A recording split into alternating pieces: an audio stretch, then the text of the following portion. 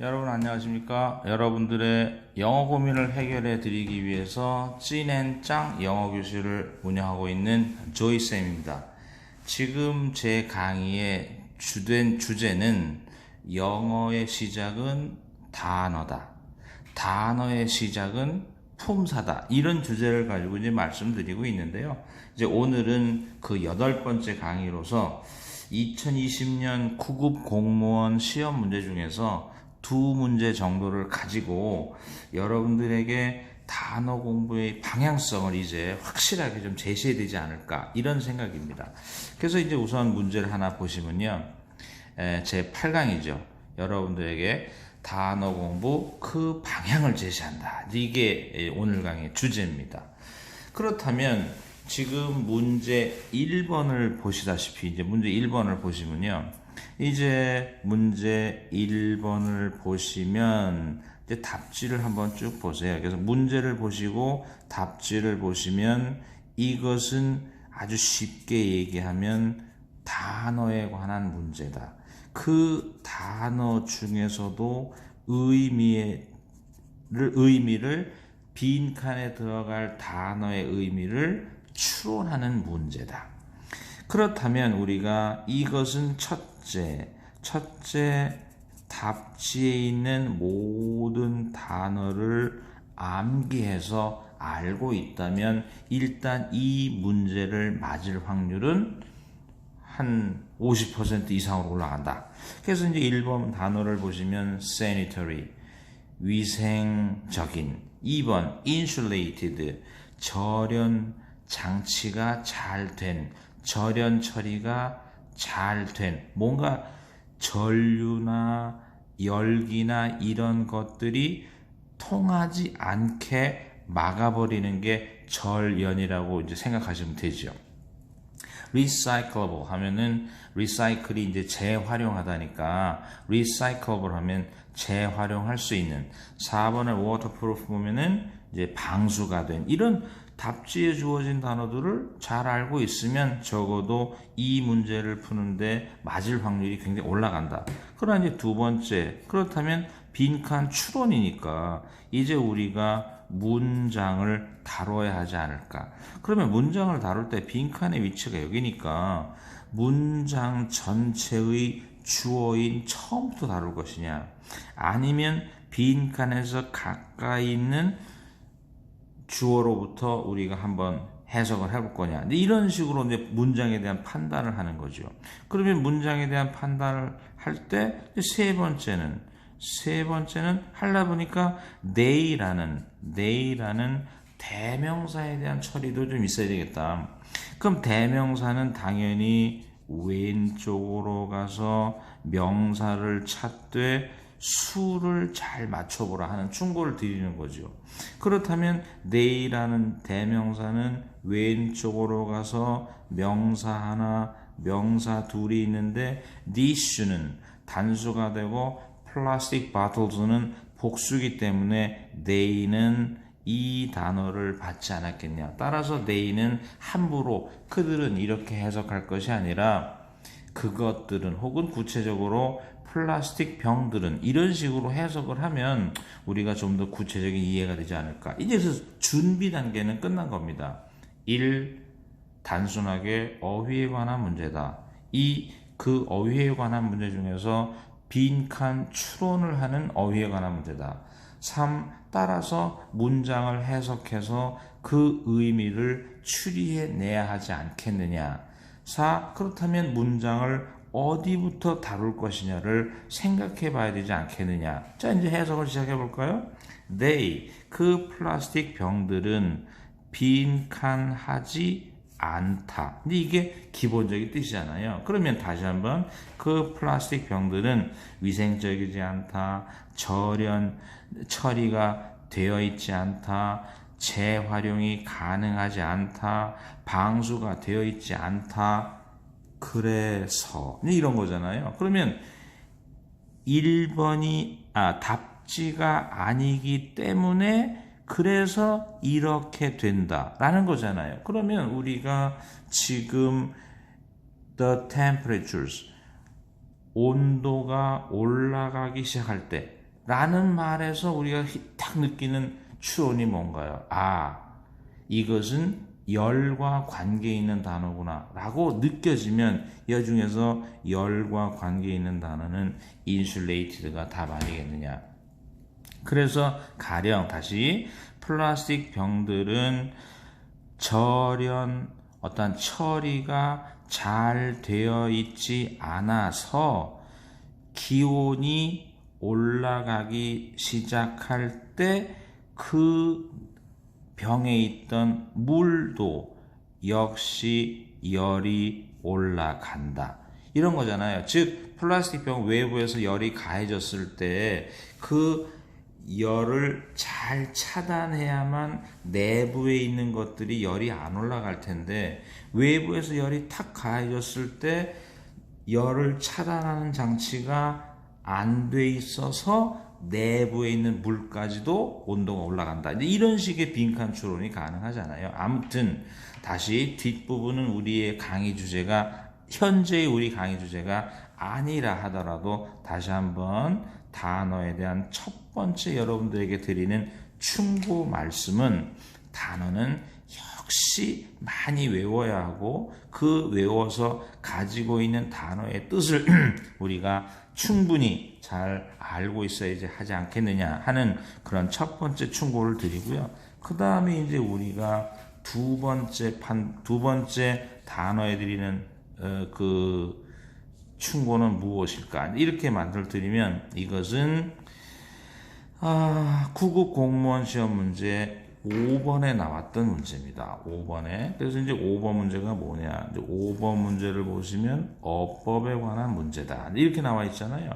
그러면 어법 하는 순간 여러분들은 제일 먼저 생각나는 게 뭔가요? 이게 문법 문제 중에서 뭐에 관한 문제지?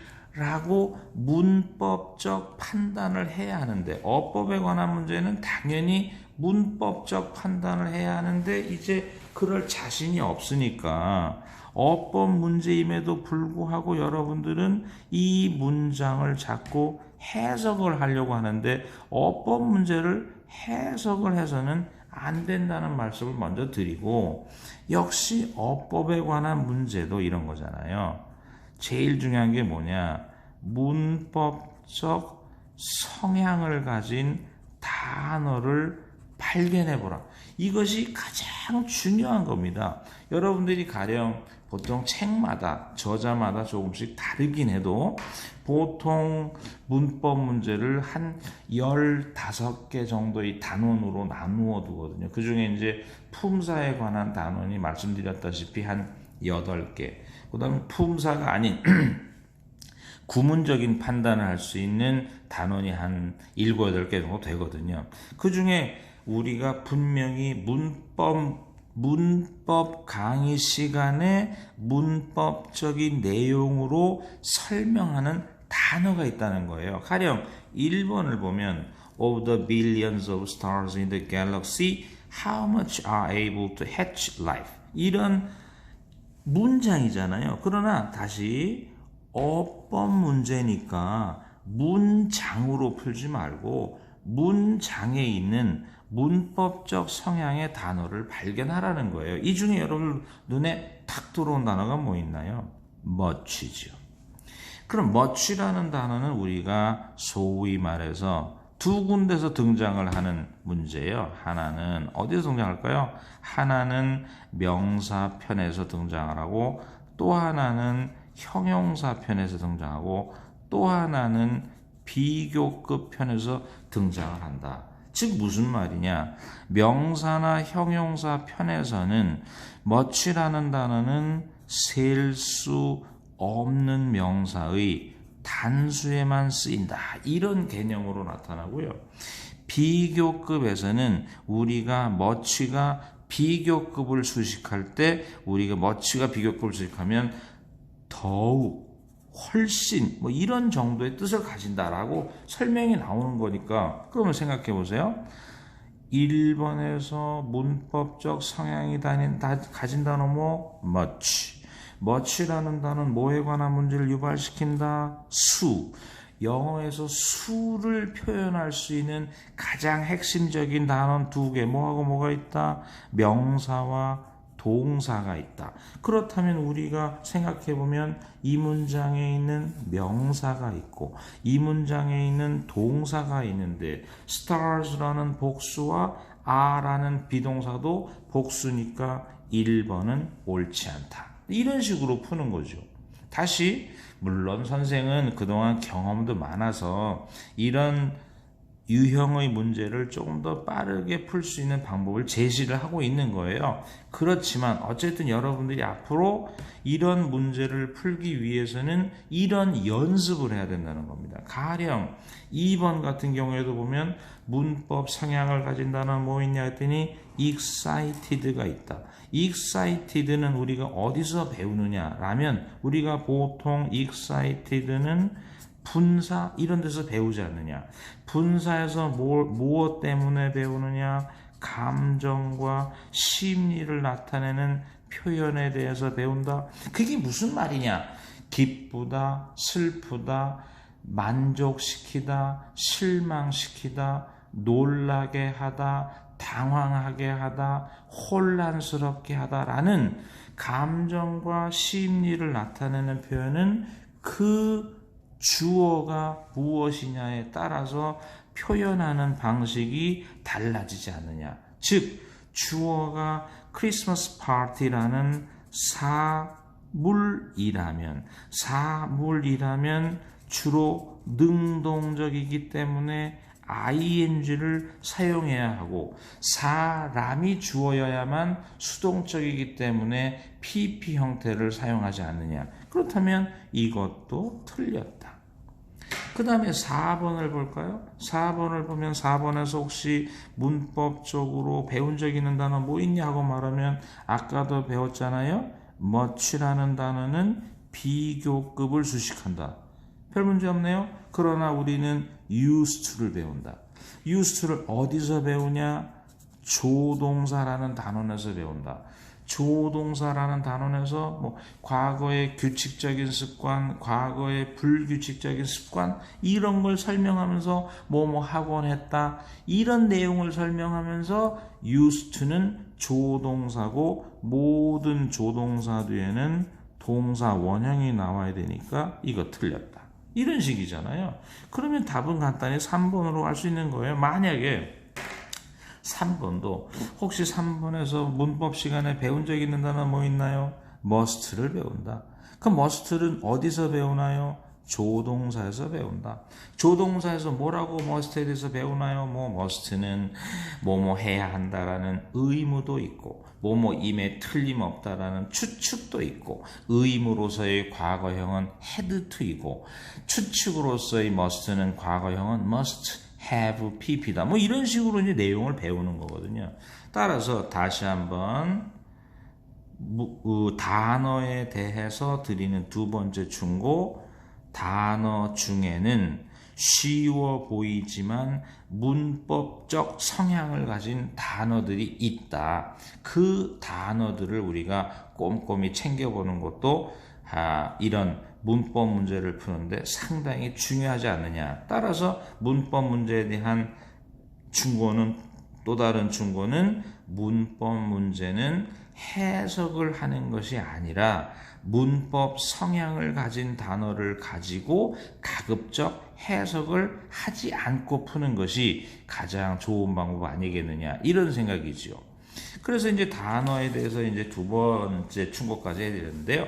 이제 단어에 대한 세 번째 충고입니다. 세 번째 충고는 그동안 7번의 강의에서 여러분들에게 말씀드렸듯이 영어는 다시 한번 말씀드립니다. 영어의 시작은 단어다. 단어에 대해서는 많은 단어를 암기해야 한다. 그러나 두 번째, 단어는 품사 없이는 정확성을 기할 수 없다. 품사에 대해서도 1단어, 1품사인 단어 별로 문제가 되지 않고 우리에게는 학습의 부담을 덜어주는 고마운 단어다. 그러나 만약에 1단어, 이 품사 이상인 단어들에 대해서는 품사에 정확히 적응을 해야 되고요. 품사에 적응을 해야 되는 것은 왜 그러냐? 품사에 적응하라는 말은 이 단어의 품사는 뭐고, 다시 한번 두 번째, 이 단어의 품사는 뭐고, 세 번째, 이 단어들의 품사는 무엇이겠느냐에 따라서 우리가 품사에 적응을 해야 되는 이유는 품사에 따라 첫째, 읽기를 조절해야 될 것이고요. 다음 두 번째, 품사에 따라 그 표현에도 적응을 해야 될 거 아니냐. 근데 이런 식이잖아요. 그래서 1번을 보면 다시 가까운 데 봅시다. will은 조동사이고 모든 조동사 뒤에는 동사 원형이 나타난다. 그렇다면 여러분들이 문장 바깥에서 알고 있은 hit은 무엇일까요? 열 이런 거잖아요. 그러나 지금은 동사라면 우리가 hit라는 단어를 어떻게 적응할 것이냐? 열이 난다. 그럼 heat up 하면 어떻게 돼? 열이 올라간다. 온도가 상승한다. 뭐 이런 식으로 잘 적응을 해야 될 것이에요. 그래서 두 번째는 여러분들이 만약에 문장에서 quiet라는 단어, 문장 바깥에서 quiet라는 단어 아십니까? 압니다. quiet의 뜻이 뭡니까? 조용한. 그래서 여러분들이 우리가 중학교 때부터 잘 쓴 생활령 하나 있잖아요. 조용해. 그러면 be quiet. 이렇게 이제 우리가 쓰고 있었거든요. 그런데 우리는 지금 이런 문장에서 you가 주어, wish가 타동사, edison이 목적어, to quiet down은 목적 보호에 쓰인 부정사 이런 개념이니까 지금의 to 플러스 quiet는 동사 원형인 거죠. 그렇다면 여태까지 한 번도 모른다고 생각하지 않았던 단어 quiet, 조용한 이런 건데 지금은 동사가 되어 있으니까 지금은 quiet를 뭐라고 적응해야 되겠느냐라고 말하면 뭐 잠잠해지다, 말을 닫고 조용히 있다 이런 정도로 적응하면 now 나는 알고 있다. now 지금 I know 알고 있다. you 네가 wish 바란다는 거. Edison to quiet down 에디슨이 잠잠해지기를 바란다는 거 내가 안다. 근데 이런 식이잖아요. 세 번째는 you drop in here 너는 이곳에 떨어진 거야. 그다음 like you are from Neptune 이랬을 때 like의 품사는 우리가 보통 뭐뭐처럼이라면 전치사라고 알고 있고 flowers라는 명사를 전치사의 목적어 삼아서 요만큼 읽으면 like flowers 꽃들처럼 이렇게 이제 해석이 되는 거잖아요. 따라서 like를 우리가 때때로는 전치사라고 생각을 했는데 지금 like가 주어, 동사, 댕댕댕을 달고 다닌다는 건 like의 품사는 접속사가 되는 거잖아요. 그러면 가령 전치사의 목적어처럼 이렇게 해석할 수도 있지만 주어, 동사, 땡땡땡처럼 네가 마치 넵튠에서 오는 것처럼 이제 이런 식으로 우리가 생각할 수 있다는 거잖아요. 따라서 우리가 이제 다시 여러분들에게 이제 드리는 충고 모든 영어 공부의 시작은 단어다. 단어 공부의 시작은 오늘 말씀드렸듯이 충분히 암기해 주는 거다. 물론 그 와중에는 문법 성향을 가진 단어들을 조금 주의해 가면서 그러나 역시 영어 공부의 정확성은 품사에 대한 인식을 하는 거고 품사에 대한 인식을 해야 되는 이유는 이렇게 품사는 변할 수 있다. 변할 때마다 잘 적응해서 읽기와 표현에 만전을 기해야 한다. 이런 식이잖아요. 따라서 이제 오늘은 여러분들에게 단어에 대한 충고를 세 가지로 나누어서 설명을 해드렸습니다. 이제 앞으로 우리가 단어에 대한 강의는 이 세 가지를 주제로 여러분들에게 계속 설명을 해드릴 예정으로 있습니다. 오늘 수고하셨습니다.